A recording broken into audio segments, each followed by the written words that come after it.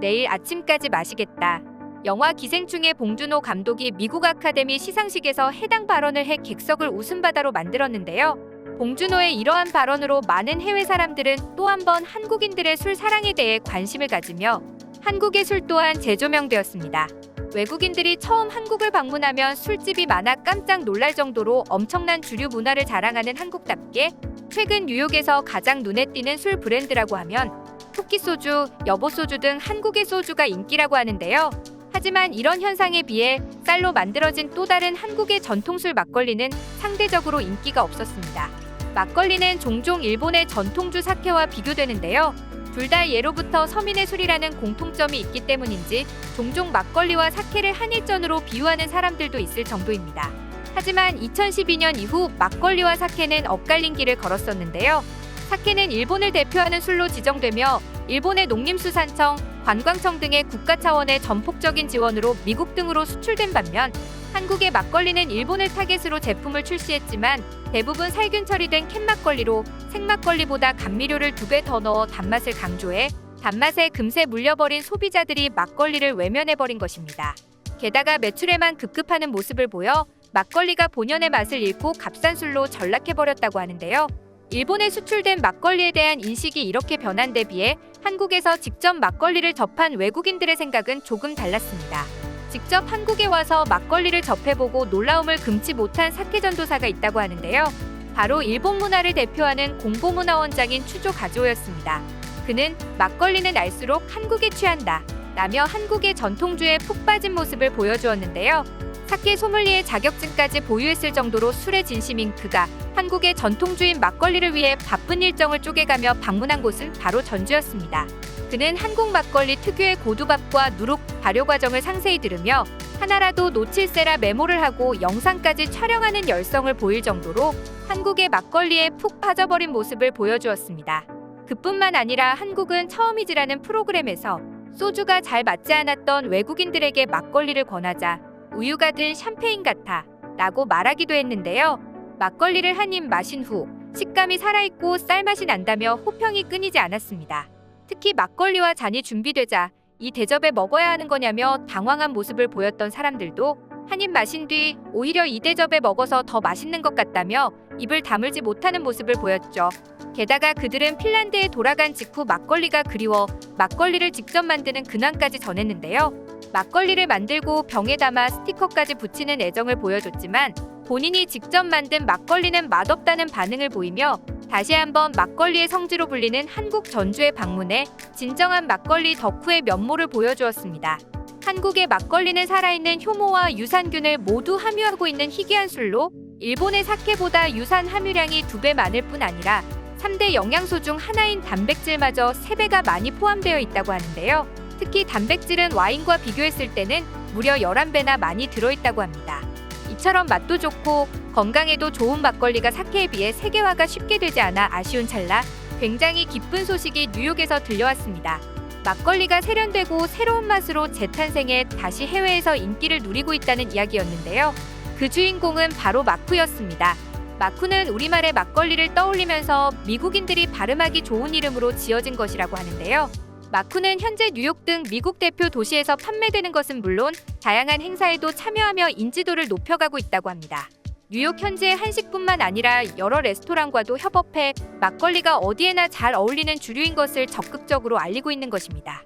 마쿠는 정제되지 않은 쌀맥주로 판매되면서도 여느 미국 음료수들처럼 캔에 담겨져 미국인들에게 친근하게 느껴진다고 하는데요.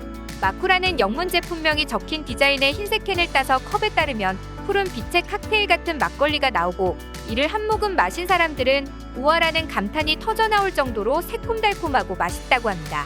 요즘 미국인들은 주류의 선호도가 바뀌어 가벼우면서도 건강에 좋은 술을 찾는다고 하는데요. 그런 이유로 미국에서는 일부 술의 단맛을 낼 때 설탕 대신 아스파탐을 넣는다고 합니다. 아스파탐은 당은 없으면서도 단맛을 내는 고마운 재료이긴 하지만 뒷맛이 자연스럽지 않고 콜라처럼 톡 쏘면서 자극적인 단맛이 나는 것이 단점이라고 하는데요. 콜롬비아대에서 경영학 석사를 마치고 버드와이저 맥주회사에서 일하던 박지영 씨는 이에 대해 고민이 많았다고 합니다. 그러던 어느 날 중국에 출장 온 김에 할머니를 만나려고 한국에 왔다가 우연히 들른 식당에서 돌파구를 찾았다고 하는데요. 그 해답은 바로 막걸리였습니다. 자극적인 단맛이 아니면서 뒷맛까지 개운한 자연스러운 단맛의 막걸리를 마신 그녀는 바로 버드와이저 회사를 그만두고 막걸리 회사 마쿠를 차린 것입니다. 그동안 미국에서 판매되고 있던 대부분의 막걸리는 방부제, 인공감미료, 각종 첨가제로 인해 한국에서 맛볼 수 있는 진짜 막걸리의 맛과는 거리가 멀었는데요. 그런 이유로 미국 현지에서 막걸리 본래의 맛을 재현해내는 곳을 찾기가 어려웠다고 합니다. 이러한 점을 빠르게 파악한 마쿠는 한국의 전통적인 막걸리 제조 과정에서 빼놓을 수 없는 누룩을 사용해 제조되었을 뿐만 아니라 세련되면서도 전통적인 방식으로 한국 전통주의 맛을 잘 표현해 한국 교민들뿐 아니라 미국 소비자들마저 만족시킨 것인데요. 거기에 과거 어머니들이 막걸리를 빚으며 봄에는 진달래를, 가을에는 국화를 넣었던 것처럼 망고와 블루베리 과일 퓨레를 넣어 다양한 맛을 탄생시켰다고 하는데요. 서양 젊은이들이 좋아하는 망고, 블루베리 과일향을 넣었기에 오리지널, 망고, 블루베리 세 가지 맛 중 오리지널이 제일 인기가 없을 것이라는 예상과 달리 한국 막걸리의 맛을 가장 잘 느낄 수 있는 오리지널이 가장 많이 팔린다고 합니다. 이렇게 한국의 전통주가 연령을 불문하고 즐길 수 있고 파티에도 어울릴 수 있도록 재탄생하자 해외의 젊은 층도 막걸리의 맛과 향에 매료되었는데요. 외국인들의 국내 전통 체험용 주류에 불과했던 막걸리가 다시 한번 해외 사람들의 관심을 불러일으키며 소주에 이어 K-주류 시장을 이끌어가고 있는 것입니다. 거기에 막걸리는 짜고 맵고 기름진 요리뿐만 아니라 섬세한 음식과도 잘 어울리기 때문에 식사 자리에서 와인을 즐기는 프랑스 사람들의 식습관과도 잘 맞을 것이라 예상했는데요. 실제로 한국의 막걸리가 프랑스인들의 입맛마저 사로잡고 말았습니다. 발효 음식과 자연주의를 추구하는 미슐랭 셰프들은 막걸리 1ml당 살아있는 유산균이 1억 마리에 이른다는 것을 신기해하며 관심을 가졌고 프랑스 파리 유명 백화점인 르봉마르세에 입점을 제안해 간편 양조 막걸리 키트인 월화정인이 납품되고 있다고 합니다. 이 막걸리 키트는 물만 부으면 이틀 안에 쉽게 생막걸리를 만들 수 있는데 휴대도 간편하고 만들기도 쉬워 선풍적인 인기를 끌고 있다고 합니다. 한 나라의 음식을 제대로 즐기려면 그 나라의 술도 같이 맛봐야 한다는 말처럼 주류는 그 나라의 문화를 이용해 발전하는 경향이 큰데요. 한류가 퍼지며 한식에 대한 관심이 급증해 K문화를 타고 K드링크마저 주목을 받고 있는 것입니다. 특히 그 시작을 연 것은 한국 드라마, 영화에서 종종 나오는 소주였는데요.